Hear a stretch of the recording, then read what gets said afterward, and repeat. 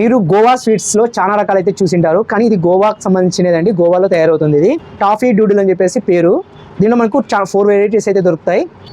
మనకు ఇట్లా బుల్బుల్, సిల్కీ మోచా, బిజార్డో మరియు క్రీమ్ క్యారామిల్ అని చెప్పి 4 ఫ్లేవర్స్ అయితే దొరుకుతాయి. ఇవి మనకు గోవాలో మాత్రమే దొరుకుతాయండి. మళ్ళీ హైదరాబాద్, బెంగళూరు, ఇలా పూణే సిటీస్లో మాత్రమే దొరికేది. ఇప్పుడు మన అనంతపురంలో కూడా ఇప్పుడు దొరుకుతున్నాయి. ఇది స్వీట్ కాదు, అలా ఐస్ క్రీమ్ కాదండి. ఇది జస్ట్ మనకు ఒక జెల్లీ టైప్లో ఉంటుందండి. మనకు మన అనంతపురంలో 3 రెస్టారెంట్స్లో అయితే ప్రజెంట్ దొరుకుతుంది. లక్కీ 9, స్పైస్ గార్డెన్ మరియు స్మోకీ డోకీ. ఈ 3 రెస్టారెంట్స్లో మాత్రమే దొరుకుతుంది ప్రజెంట్.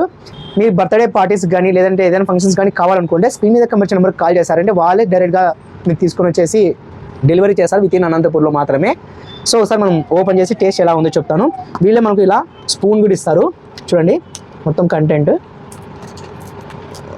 ఇలా ప్యాకింగ్లో మనకు స్పూన్ కూడా వీళ్ళే ప్రొవైడ్ చేస్తారు. ఇది వచ్చేసి మనకు ప్యాకింగ్ అయితే ఇచ్చారు. మనకి ఇది ఇంకా కొంచెం కూల్ కావాల్సింది. ఇది ఎట్లుంటుందంటే కొంచెం జెల్లీ టైప్లో వస్తుంది. చూడొచ్చు, ఐస్ క్రీమ్ కాకుండా జెల్లీలో వస్తుంది. కొంచెం కూల్ అయినండి ఇంకా మీకు తెలుస్తుండే జెల్లీ టైప్లో వస్తుంది. మన అనంతపురంలో ఫస్ట్ టైం అయితే ఆల్రెడీ టేస్ట్ చేసిన వాళ్ళు ఒకసారి కామెంట్ చేయండి. ఇప్పుడైతే నేను టేస్ట్ చేస్తున్నా. బాగుంది. కొంచెం ఇది ఎట్లుంటుందంటే ఫ్లేవరు మీరు ఎప్పుడైనా జున్ను తినింటే కొంచెం ఆ ఫ్లేవర్ అయితే తగులుతుంది. సేమ్ అలా ఉంది. ఇది వచ్చేసి ఇంకా ఇది కూడా ఓపెన్ చేద్దాం.